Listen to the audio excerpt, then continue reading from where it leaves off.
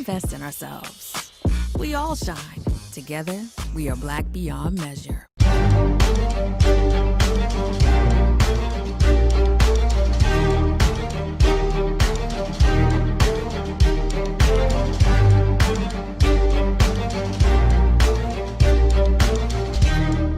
Welcome back to the Black Table. I'm Greg Carr, your host, and this week we will continue in our ongoing dialogue aimed at building community, aimed at helping us better understand the issues that face us in contemporary society and connecting scholarship, connecting thinking work to problem solving as we work collectively. Today, I'm very excited. We're going to have a conversation that really talks about how extreme wealth influences public policy, social policy, and more specifically, how the history of philanthropy in tandem with government over the arc of the last century or so have shaped the way that white supremacy, white nationalism, or white internationalism has maintained itself, often with the help of academics and scholars. All of this, of course, we're doing to examine how to dismantle those systems and create something better, something new, something that will help us in our common humanity. So we're going to ask some questions today. How have scholars contributed to these oppressive systems? How has philanthropy and extreme wealth recruited scholars to help them maintain these systems of oppression? And we're going to do all that and more with Dr. Maribel Morey, who is the director of the Miami Institute for the Social Sciences.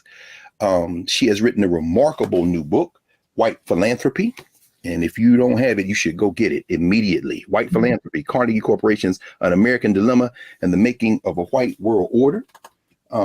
She has a PhD from Princeton, a JD from New York University School of Law, started out at Notre Dame, and a lot of other academic credentials.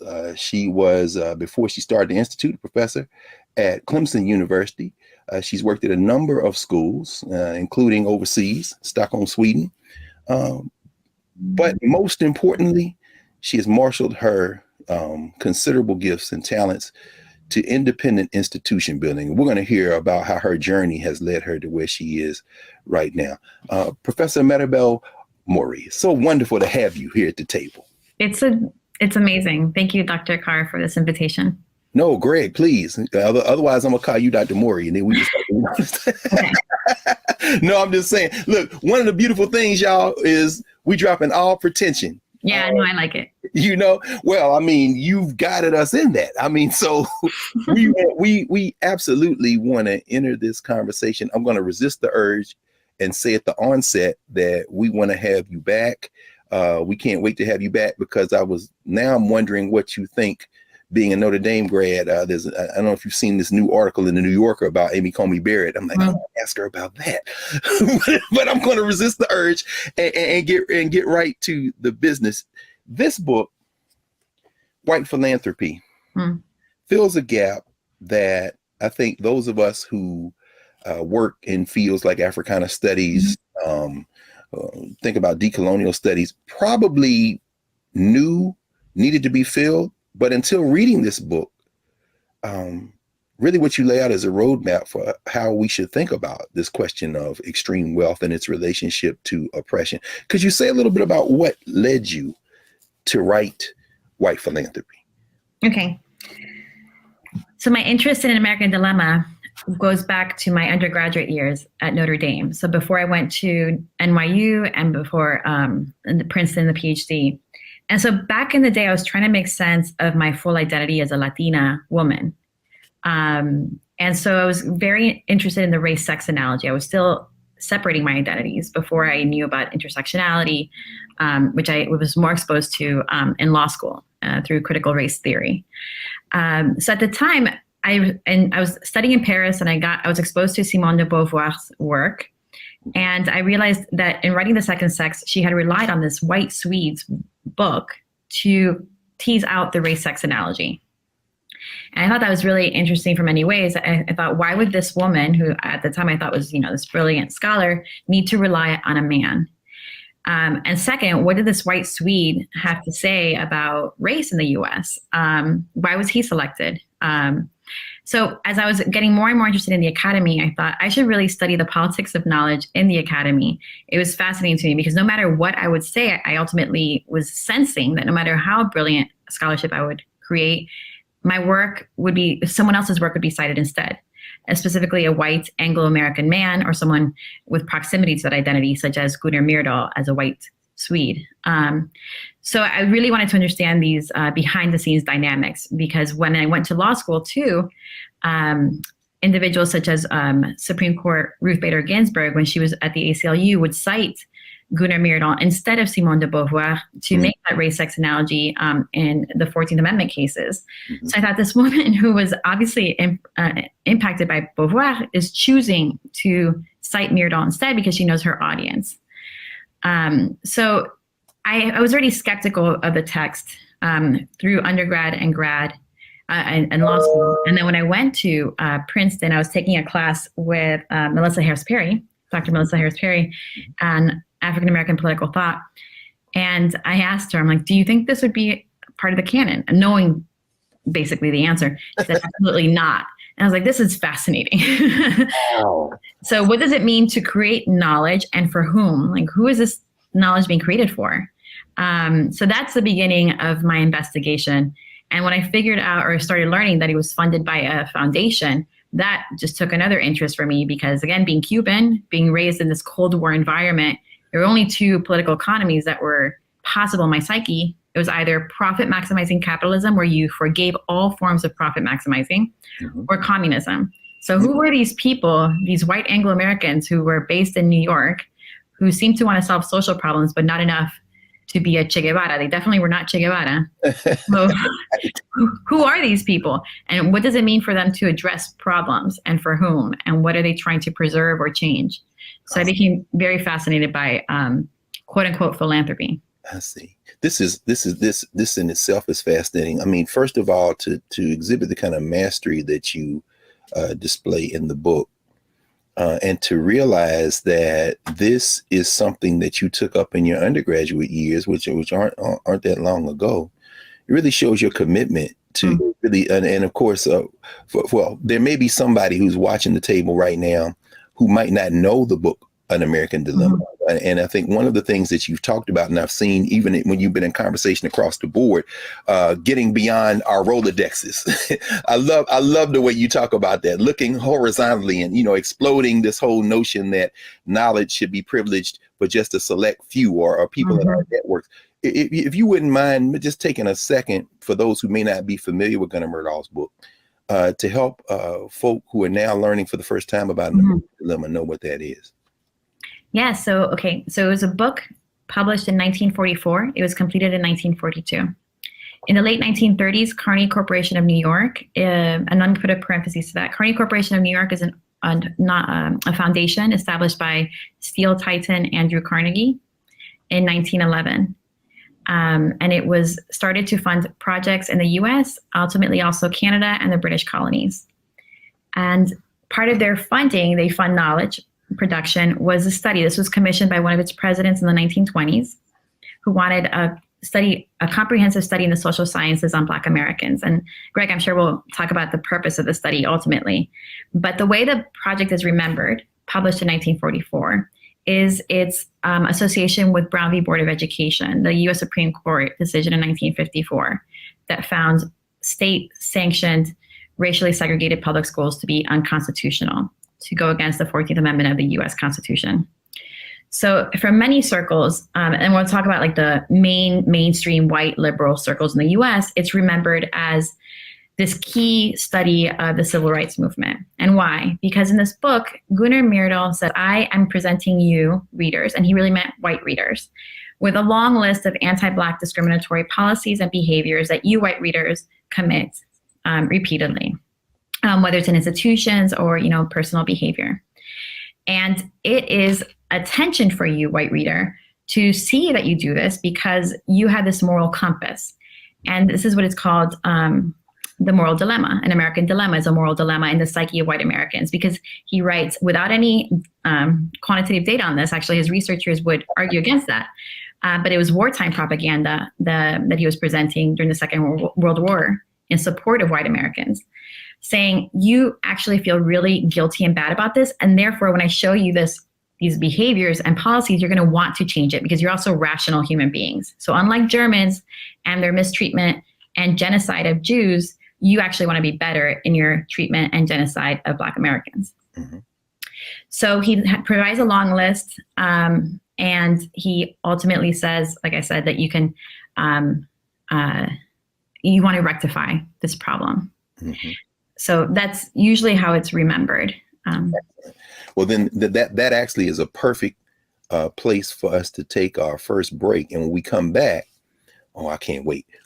We're going to walk through the book, because you introduce a constellation of characters. And two things before we take the break. When we come back, we're going to have you help us think about how this American dilemma is really part of a global dilemma that these folk are trying to collude to solve, and how these other academics and scholars, folk that you walk in the footsteps of, are standing there doing their own insurgent work, but some of them get pulled in, some of them in the periphery. I mean, everyone is in this text. So we're going to take a break.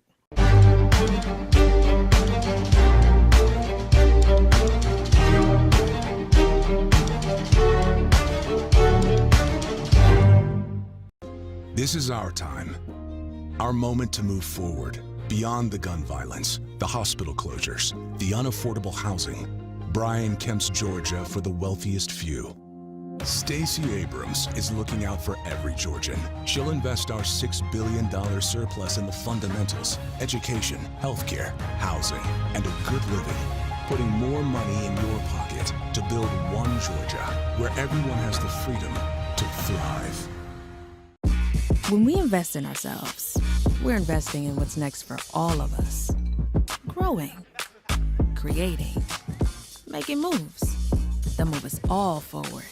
Together, we are Black beyond measure.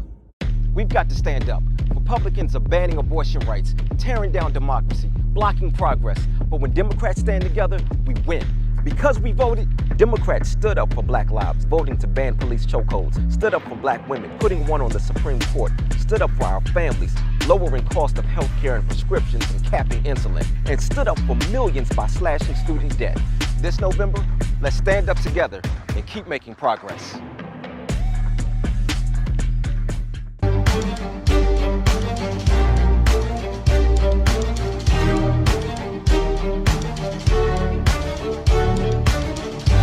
Welcome back to the Black Table. I'm Greg Carr, joined today by Maribel Morey, the founding executive director of the Miami Institute for the Social Sciences.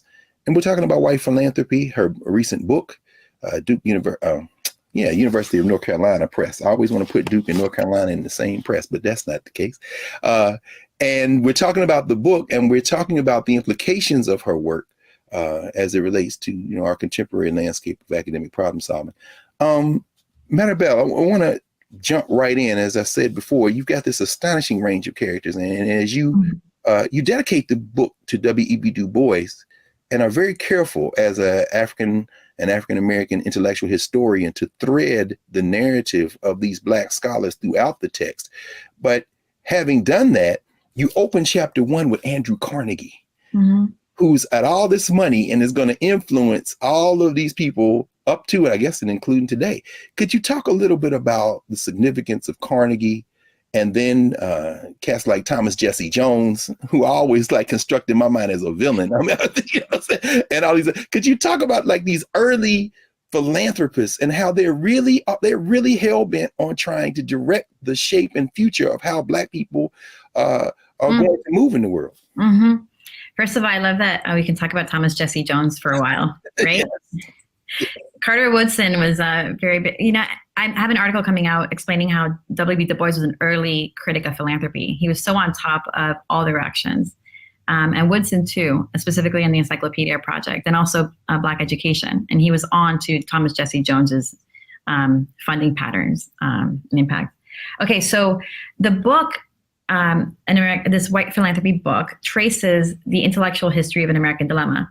So in that context, it really shows how this president who commissioned the work, what he was trying to do with this project in the US. And to do that, we go back in time, right, to earlier projects that he financed in British Africa in the 1920s and 30s.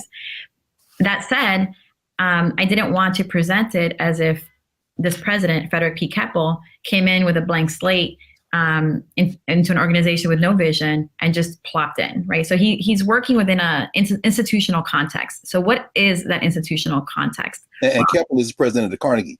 That's correct. Thank you. Yeah. So Keppel is president of Carnegie Corporation of New York, founded by Andrew Carnegie in 1911. So, and Keppel becomes president in the 1920s and leaves in the early 1940s. So, and he soon passes away. So he passes away before An American Dilemma is published, actually. Moving back. So what organization did he inherit? What was he coming into? As we know right now with, let's just say in the academy, if we talk about the Harvard letter, right? We know that institutions have their context. So even if you have your own model, vision of what you might do in your scholarship, you're coming into an institution that already has patterns of behavior. Yes. Like Carnegie Corporation, what are those patterns of behavior? So Andrew Carnegie passes away in 1919. And he has people on the board that follow his vision. But what is his vision, right? And how is it understood by the people who feel empowered to speak on his behalf? In the foundation world, they call it, right, donor's intent. So how do they express donor's intent in the organization? So James Bertram was his personal secretary who would field letters asking Carnegie for money before Andrew Carnegie established Carnegie Corporation, which ultimately moved his private philanthropy office into a more institutional setting of board of directors and staff. And he said, he would help the president, Keppel, understand what British colony meant. So Keppel inherits an organization that says in its charter, we fund projects in the US, Canada, and the British colonies. Well, there's a question of what are these geographic spaces? Does the US include the Philippines? Do the British colonies include, what the British government might say is a colony from London, or is it something else? And James Bertram enlightens Keppel and says what Andrew Carnegie really intended by British colony was communities of whites. There it is. It is. And there's no shame in writing that. So it's just the facts, no question. Interesting. Yes. Go ahead. I'm sorry. Yes. No, yeah. So in that spirit, he says, and just in case you didn't understand this, Keppel, this means that East Africa is good, Kenya, for example, not West Africa. South Africa is good, even though it's not officially a colony. And so is New Zealand, Australia, not officially colonies. So you could be a British Dominion, British Commonwealth, but not all British colonies would go into this vision of communities of whites. And what he said was, it's not just having white people there, it's a space where white people could dominate. Therefore, for example, India would never receive funding from Carnegie Corporation. And so this shapes the funding patterns of the organization in the 20s in an informal way. Ultimately, they do adapt their charter to include British dominions, to basically have on paper what they were already doing in practice informally. And and as you so brilliantly lay out, you've got these parallel tracks that end up informing each other and merging. But at the same time, I mean, in some ways, hasn't Carnegie and some of these other philanthropists too, these railroad cats, cut their eye teeth domestically with like Booker T. Washington? They start in the 19th century, huh? So while they're expanding and looking at these interests in Africa, what's Carnegie doing domestically that's going to help us think through this as this thing emerges, the American Dilemma? Yeah. So Andrew Carnegie himself was very enamored with Booker T. Washington, and he gives a speech in Edinburgh, Scotland, in the 1910s, late 1900s, the aughts, and says this is an educational model that can be used across the British Empire for other colonized groups. The Tuskegee model. Yeah. So he underscores what Booker T. Washington was accomplishing in Tuskegee and says if we had only applied this model of education in India earlier, we could have avoided the whole problem. And by problem, he means, colonized people pushing back and challenging, revolutionizing. Yeah. And in his vision, so that's one. So Andrew Carnegie had the vision of expanding the Tuskegee educational model internationally as a means of dominating colonized groups. Okay. And in a complementary way, his vision of international peace included and underscored Anglo-Saxon unity. Wow. That is truly remarkable. I mean, just given the context, here we are in 2022.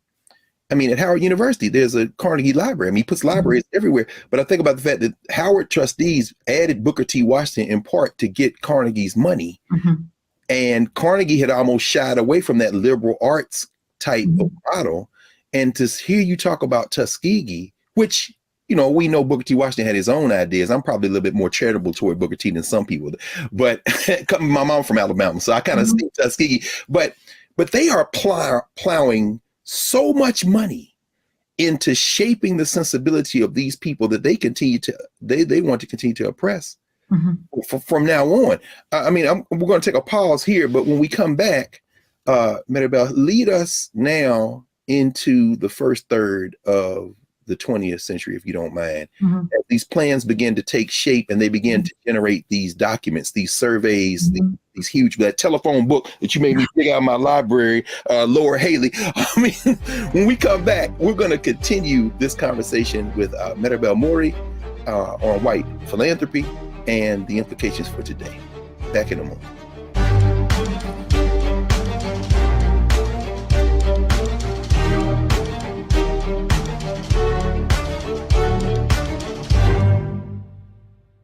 We've got to stand up. Republicans are banning abortion rights, tearing down democracy, blocking progress. But when Democrats stand together, we win.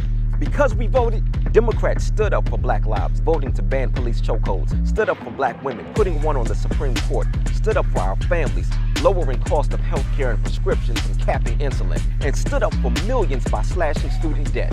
This November, let's stand up together and keep making progress.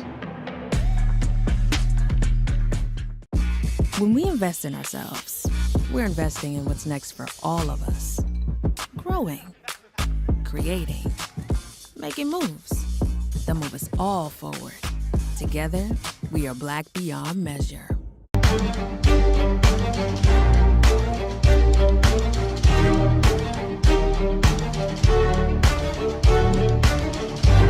Welcome back to the Black Table. I'm Greg Carr, joined today by Dr. Maribel Morey, the founding executive director of the Miami Institute for the Social Sciences and the author of White Philanthropy, Carnegie Corporation's An American Dilemma and the Making of a White World Order.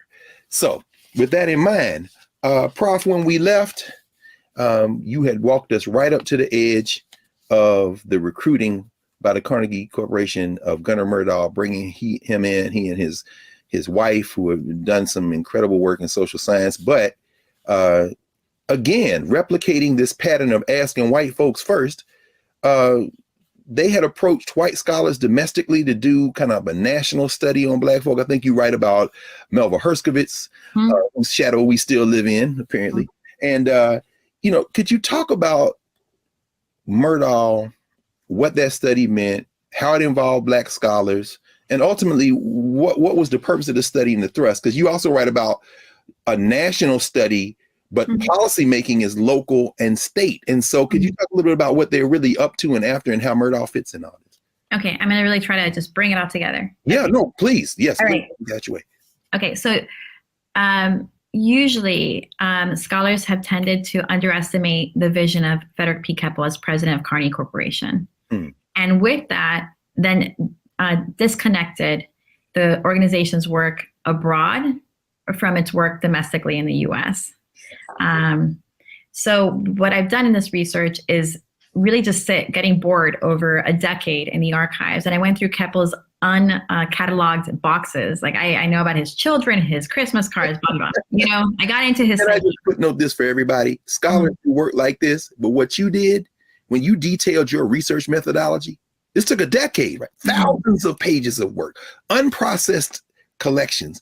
It's truly remarkable as a feat. I just want to say that to you publicly, because that's no joke. Thank you. You think I have a high tolerance for boredom. Okay. You said I know about his children. I know how that's out of receipt. Yeah. So it's getting into the psyche. And so I could trace his funding patterns and what he was invested in. And so this goes to the purpose of An American Dilemma, because in the US, we're so programmed in our educational system, from a wee size, to associate the national level with more progressive policies. Mm-hmm. And obviously to associate this book, An American Dilemma, cited in Brown v. Board of Education, as a progressive text.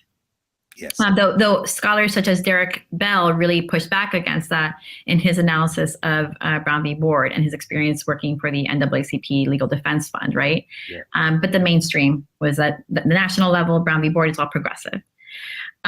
So understanding Keppel as being invested in this project and coming from this transatlantic funding interest, I started saying, oh, wait, he talks about Black people and white people transnationally.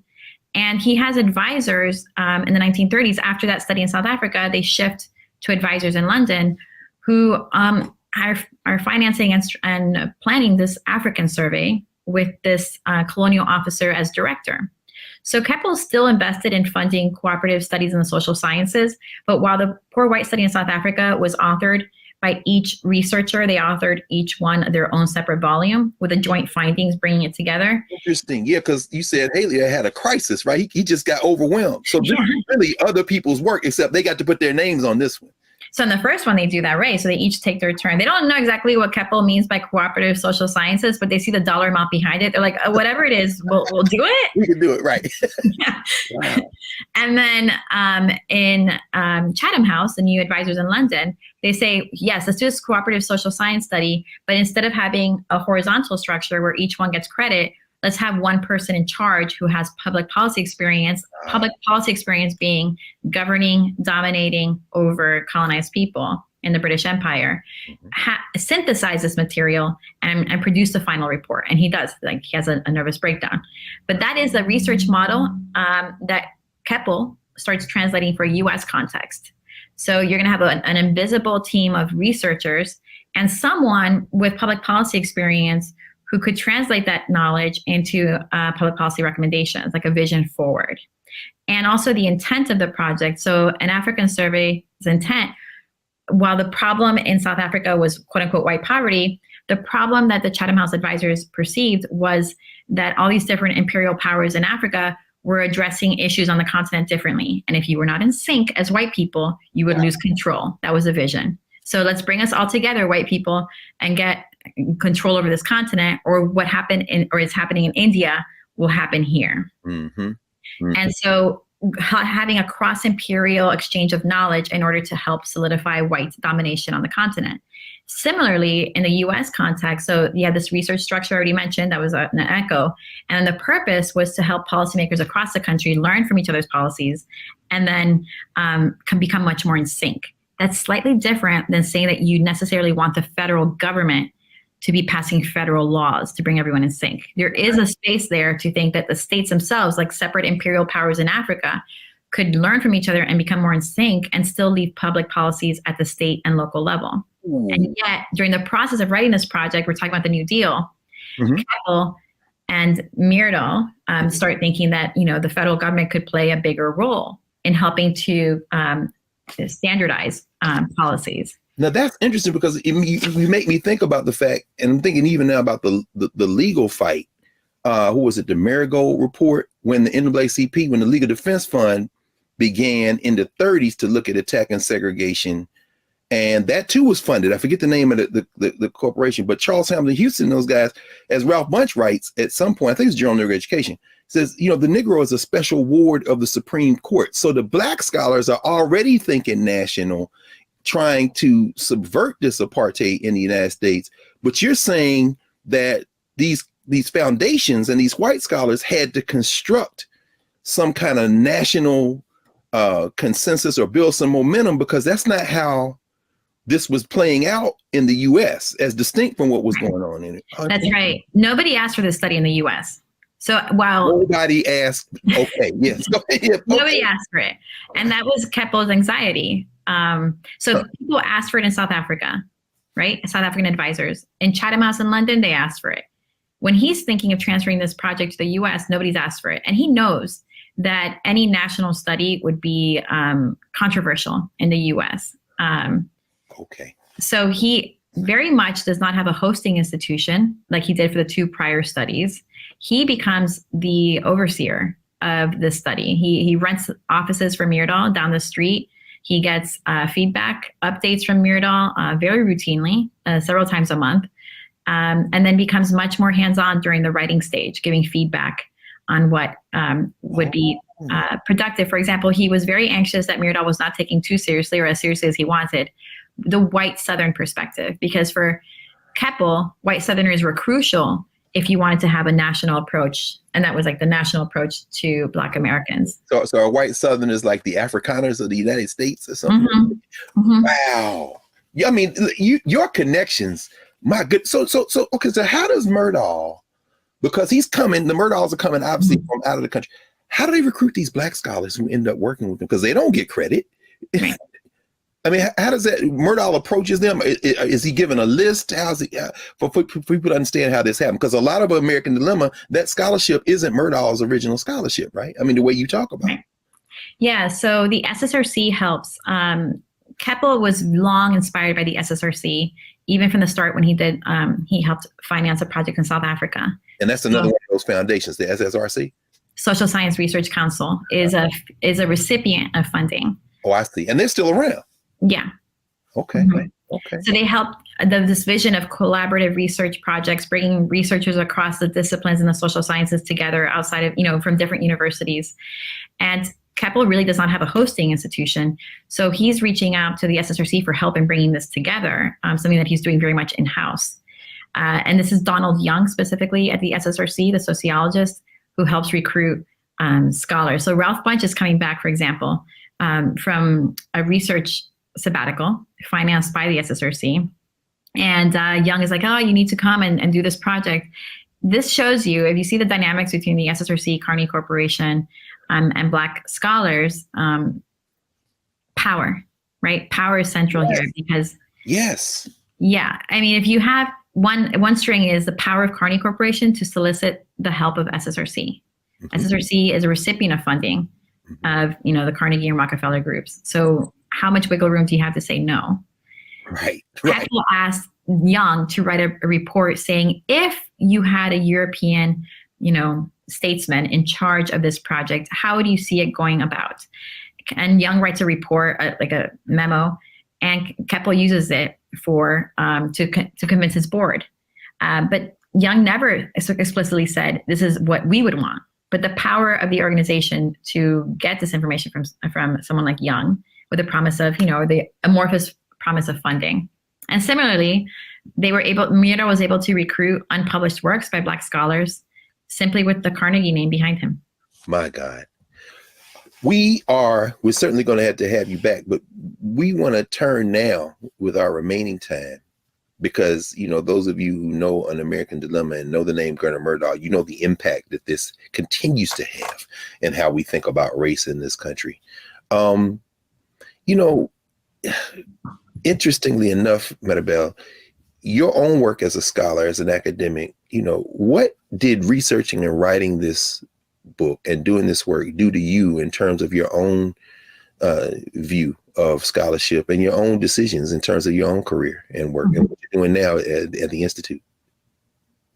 Right. So it's changed my life. One is, I'll start with what inspired me. What inspired me were scholars such as W. Du Bois and Carter Woodson.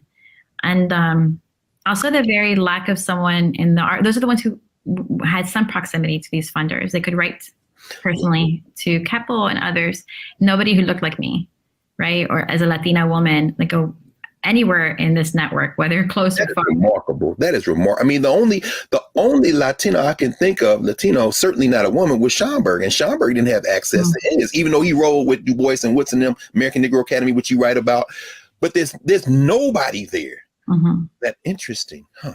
And so seeing echoes between what I was writing and what I was living as an academic. Yeah. And then also from another lens, so as a Latina, but also, as a white Latina, thinking, what role am I playing in this? Am I echoing the domination in, the production of knowledge on race in the US? Am I echoing exactly what I'm writing critically about from the early 20th century. And what am I going to do about that? So I had received an Andrew Carnegie Fellowship to do 2 years of research, thinking, what role am I playing in the academy? And can I do this with a straight face? And so thinking about that, and then also seeing the difficulty in publishing this book, I was being asked repeatedly through the peer review process to change the narrative. So that's that gatekeeping process I've seen you talk about over and over again. Yeah, so the real soft spots here that get some readers, specifically white liberal readers, I would say, really it's sensitive for them, is a connection between a colonial African administration and post-World War II visions of racial equality in the U.S. I see. Is that what led you ultimately to decide to start the Miami Institute for the Social Sciences? Is that part of what, and what do you all do? Because in the we need to do something. I mean, not all of us can do the same thing in the academy. We're all playing roles within and outside the system, and we need each other. The vision is to create a space. We are creating a space for critical engagement with the research questions that are being asked, the problems that are being perceived, how data is being collected, and also to see each other and to meet each other across the global South and North. Because we are incentivized so much to just write in dialogue with a few scholars in elite institutions in the US.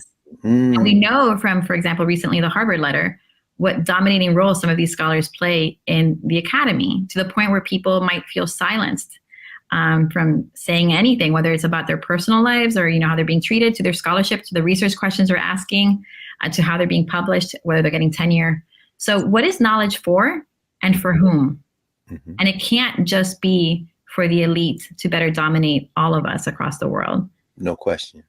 Well, I mean, that's certainly the reason we wanted to invite you here and to this audience, which continues to expand. I understand what you said about, being a white Latina. At the same time, we know that race is a fluid, and because I would never even have thought that. So I know it's different places in the hemisphere in the world. But as you're building the Miami Institute for the Social Sciences, and those you want to know more, go to miamisocialsciences.org, please. This notion of getting beyond these straitjackets, these boundaries, and what you've given us in terms of a record of how extreme wealth has been used to preserve inequality, and maybe even some roadmaps to how we can either reverse engineer it or jailbreak it altogether. I mean, we're really grateful, and I hope you'll come back because we have everything else to talk about. So I would love to. It'd be an honor. Thank you. This is our time, our moment to move forward beyond the gun violence, the hospital closures, the unaffordable housing. Brian Kemp's Georgia for the wealthiest few. Stacey Abrams is looking out for every Georgian. She'll invest our $6 billion surplus in the fundamentals: education, healthcare, housing, and a good living.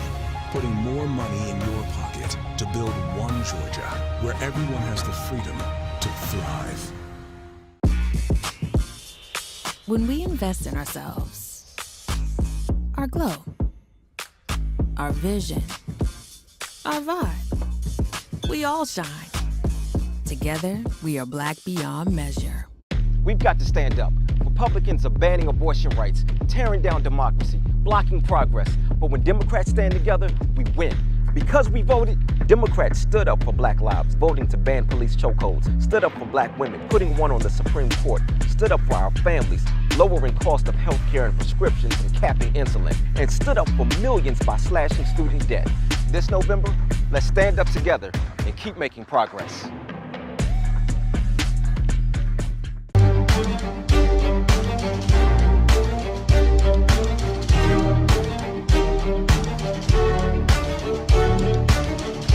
Welcome back to the Black Table.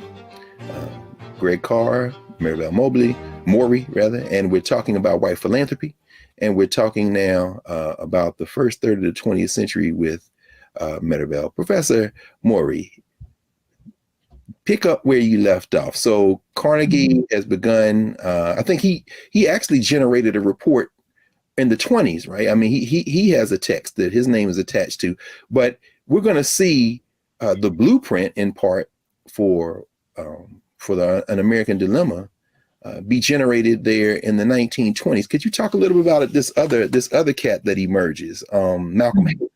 And I know there's everybody else to talk about, so take it however way you want to. Okay, so Andrew Carnegie passes away. James Bertram is his personal secretary with lifetime appointments on the board. And there are two other personal secretaries who have lifetime appointment on the board, who all pass away around the same time in the 30s. Okay, so here we have Frederick P. Keppel as president of Carnegie Corporation in the 1920s. When he comes on board, a lot of the funding for projects in the U.S. had already been committed by the prior president. You know, before leaving, he's like, bum, bum, bum, bum, bum, bum, bum. Here are grants. Good luck, next president. You have nothing to be able, you can't do much here. Wow. And so Keppel started finding some interest in the smaller, they call it the special fund, for projects in Canada and the British colonies. And that's when he's getting advice from one of these personal secretaries on what Carnegie had meant by British colony. And again, he meant, according to the secretary, communities of whites. So assuming that Keppel is in an organization that is not only geographically limited psychologically to spaces where white Anglo-Americans dominate, but also an organization that is privileging the interests of those individuals, of those white Anglo-Americans. So that's when he starts thinking, okay, well, I'm within this framework. What can I do? What do I want to do? And one of the first steps is to do an exploratory trip through British Africa to the spaces that Bertram said were okay to fund. And the first study that he finances is in South Africa, in dialogue with local advisors, again, white local advisors, Afrikaners and British settlers, who found problematic the issue of quote unquote white poverty. Now, why was it a social problem for them? It was a social problem because poverty amongst white people would challenge, from their perspective, white superiority and Black subordination. Mm-hmm. Because the idea was that white people had to be politically and economically dominating in the area for there to be peace. And for folk who might not know, when we think about South Africa and say white, that label doesn't tell you everything you need to know. You just mentioned two distinct groups, the British and the Afrikaners. Could you say a little bit more about that? Because is poverty situated among the whites in one as opposed to the other? Or is it across the board? Right. And that's a really important point because whiteness is being created here. So within these communities, the British settlers would not view Afrikaners as equally white. So how to create a common racialized identity that could be used to weaponize themselves, right? So that was part of the project, to bring British settlers and Afrikaners in a common white identity. So in the book, in the Poor White Study, the researchers explain that anything that you associate with Afrikaners of inferiority, like lower IQs or poverty, that's all environmentally created. But they could, and they were capable of achieving the same white European standards, quote unquote, as British settlers. This sounds strangely familiar to the United States. Oh, they're going to load this off on Afrikaners. Okay, so go ahead. So now the study they did and undertake. Yeah, Keppel was very proud of this study. So because if you think about it, and you can almost see echoes today, it's saying, okay, we are funding a project that's going to inform public policy. It achieves this impact. And the goal is ultimately to maintain international peace and order. But why was there a threat to international peace and order? Because if, South Africans, Black South Africans, actually achieved more political and economic strength, it was assumed by this community of white people, of increasingly uniting white people identities, that they would react violently. Mm-hmm. They themselves would react violently to that increased political and economic power amongst the Black diaspora. Was there any Black pushback? Was there any South African pushback, any Black pushback to this work? Because as you said, they didn't consult any Black folk. And one of the things that you also bring out in terms of the investment of and the support of government in this is very important, because then when you get to the American Dilemma, you talk about how they had to cultivate kind of cooperation with the U.S. government and other powers. But did anybody Black push back against this as these reports are being generated? Honestly, that's something for other researchers to amplify. What I saw was Du Bois requesting the study. He knew about it. Interesting. Yeah, so Du Bois was very on top of Carnegie funding in Africa in the 1920s and 30s. He's like, "Can you send me a copy? I just want to read it." You know?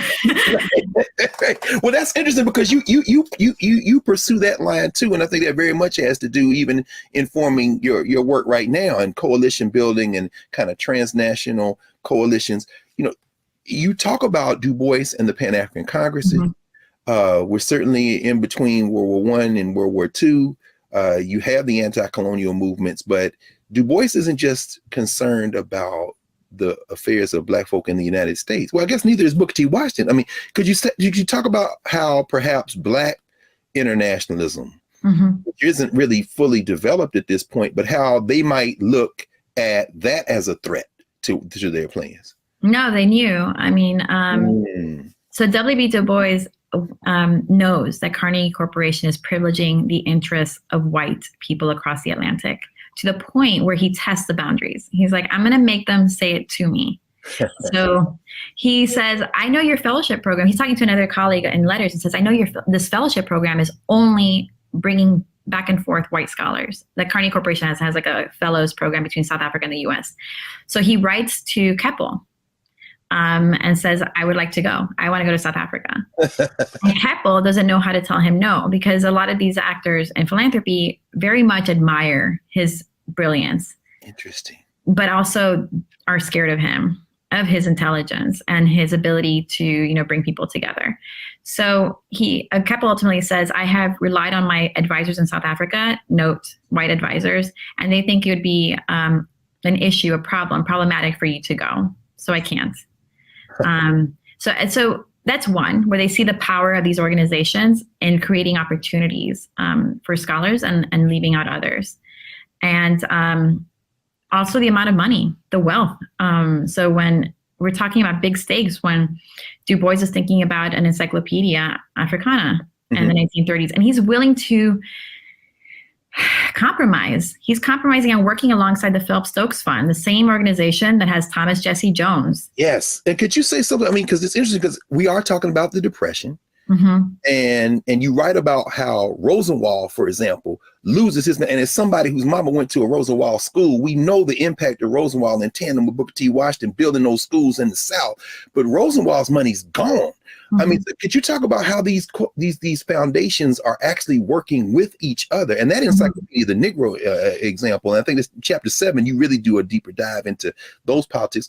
You say something about how they really are working with each other, these companies or these corporations, these philanthropic organizations.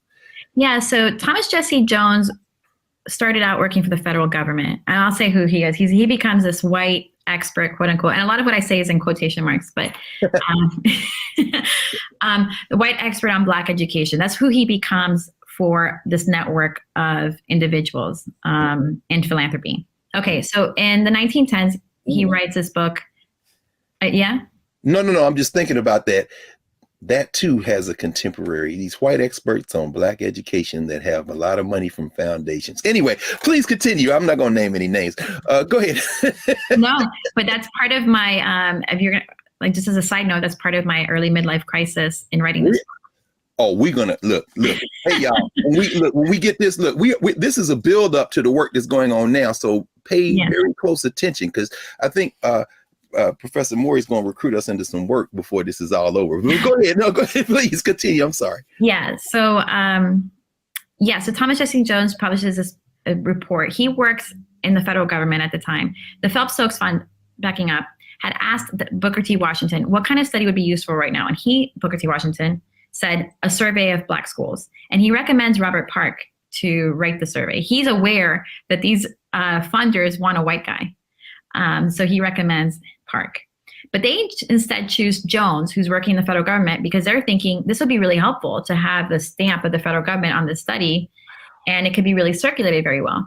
Well, that works out in many ways, but in other ways not, because you have people in Congress who say, what is this money doing in the federal government? Not a lot of people know about the Phelps Stokes Fund, but they know, to your point, it's all part of a close-knit network where a lot of these individuals are overlapping board memberships. In New York, these are all organizations: Phelps Stokes Fund, Carnegie Corporation, Rockefeller organizations, which included General Education Board, Laura Spelman Rockefeller Memorial, the Rockefeller Foundation, and they're all intertwined. Spelman Rockefeller as in Spelman College? Spelman University? Yeah. Wow. Okay, y'all. Y'all know these HBCUs be named for a lot of these people. Anyway, go ahead. Yeah, you go to Tuskegee and you see all the different buildings, too. Yeah.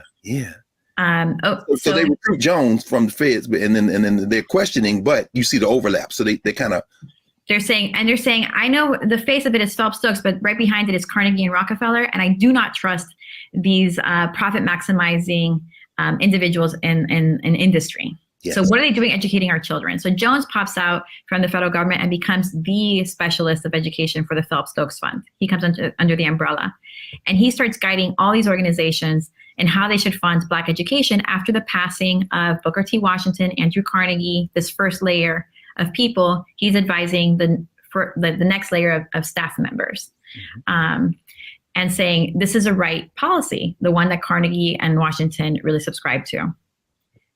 So that's the first study you see in the 1910s with Jones. And then he ultimately produces 2 more studies of Black education in colonial Africa, recruited by the same network. Wow. So, and so it's fascinating because, of course, we think about Woodson, whose money from these foundations dries up right around the time he publishes Miseducation of the Negro. One of the reasons he refuses to connect with the HBCUs, and that's where they're putting their money. And they say, well, we'll keep funding the Association for the Study of Negro Life and History if you'll just affiliate with an HBCU. And Woodson not only refuses and loses his money from that, but that Encyclopedia of the Negro, as you write about what he and Du Bois, neither of whom, I guess, as you write, were not invited to the initial meeting to plan an Encyclopedia of Negro, but you write about the fact that what they have in mind, even with their differences with each other, is very different than what these funders have in mind. I mean, it's an Encyclopedia of the Negro, right? That would help all of us. But what do they have in mind that's different than Du Bois and Woodson and the Black scholars? What Washington, well, not Washington, Booker T. Washington in some way, but what W.B. Du Bois and Carter Woodson were invested in is precisely what these white funders were scared of. Wow. Okay, so which is what? They were invested in a rising Black identity, connections between the U.S. across the Atlantic, and pride, and pushing back against white supremacy and Black subordination, right? Through the use of knowledge. Like and it brings it down to that question, like you're asking, and we're all invested in what is knowledge for and for whom? And for them, the Encyclopedia Project was about bringing to light all these different levels of achievements. And again, that definition of achievement, we could break it down, right? Like, what does it mean? Are we playing into this white definition of achievement, or is it a different one? Nevertheless, it was about amplifying and bringing together a Pan-African identity and community. Wow. What inspired Carnegie Corporation to start funding in British Africa was a colleague who brought to their attention the problem for them of rising Black consciousness. Because, and this colleague, J.H. Oldham from London, who was visiting Keppel, said, you should feel really invested in this, and to other colleagues in New York City, including the Rockefeller organizations, you all should be invested in this. I know I'm talking about British Africa, and I'm coming from London, and you might feel like the problems over there don't apply to you. But if there's a rising Black consciousness in Africa that will challenge our British territories, it will affect you, because there's a lot of communication across the Atlantic, and you're going to have a problem here, quote unquote, the Black problem is going to be aggravated. So you should put money into this and stop it in its genesis.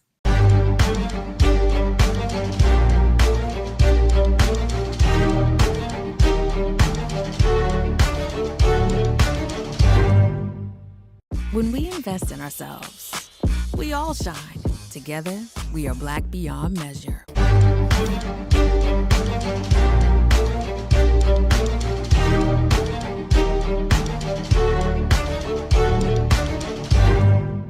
We've got to stand up. Republicans are banning abortion rights, tearing down democracy, blocking progress. But when Democrats stand together, we win. Because we voted, Democrats stood up for Black lives, voting to ban police chokeholds, stood up for Black women, putting one on the Supreme Court, stood up for our families, lowering cost of health care and prescriptions and capping insulin, and stood up for millions by slashing student debt. This November, let's stand up together and keep making progress. This is our time, our moment to move forward, beyond the gun violence, the hospital closures, the unaffordable housing. Brian Kemp's Georgia for the wealthiest few. Stacey Abrams is looking out for every Georgian. She'll invest our $6 billion surplus in the fundamentals, education, healthcare, housing, and a good living, putting more money in your pocket to build one Georgia where everyone has the freedom to thrive.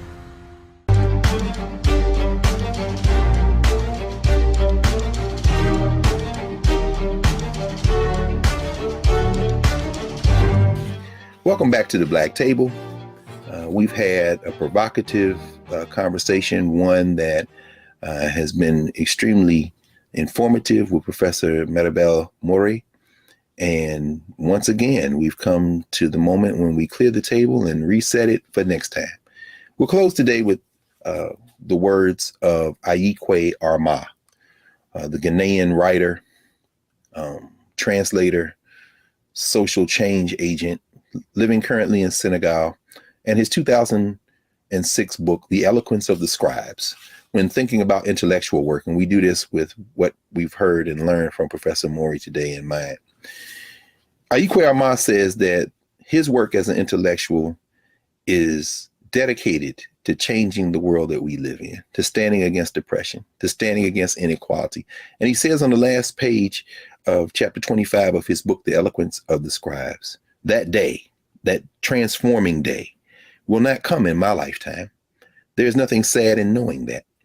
What matters is that I am doing what I can to bring it closer. And sometimes I meet people on the same search. So that's what we're doing at the Black Table. We're meeting people on the same search. We met one today. We'll meet one every week, one or more. And so make sure you tune in next time.